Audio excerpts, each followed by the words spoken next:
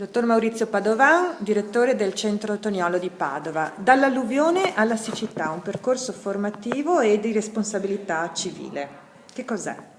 È un percorso dedicato alla cittadinanza, delle comunità, dei comuni, dei luoghi colpiti dall'alluvione del 2010 per far crescere e maturare la consapevolezza che tutti noi siamo responsabili dei territori che abitiamo. È un percorso costruito in alleanza con le istituzioni locali, con i consorzi di bonifica e con alcune agenzie formative e mira proprio a far maturare la custodia del territorio. Si sviluppa in 3 appuntamenti, una prima fotografia del territorio con i consorzi di bonifica, un secondo appuntamento invece è dedicato alla costruzione della città e alla partecipazione civica rispetto ai piani regolatori dei comuni ad esempio, e un terzo appuntamento ha un taglio culturale e teatrale per raccontare l'evoluzione, il cambiamento straordinario che ha vissuto il Veneto in 60 anni, dove è diventato molto più popoloso di quello che conosciamo e ha conosciuto un'urbanizzazione straordinaria.